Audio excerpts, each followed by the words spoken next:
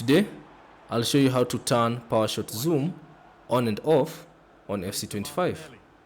So ideally the PowerShot Zoom appears whenever you take a PowerShot. So for instance, that zoom that appears whenever you line up to take a PowerShot. So let me show you that again. That zoom that appears whenever you take a PowerShot. So with this you can enable it and disable it from the settings.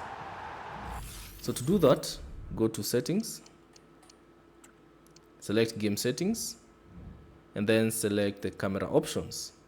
So within the camera options, scroll to the bottom until you find the PowerShot zoom. So as you can see, it's enabled, hence the zoom. So to disable it, select off, and to enable it, select on. So once done, exit the settings and the changes will be applied.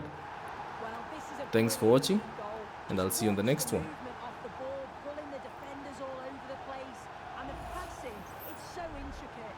As soon as there's an opening, they take it.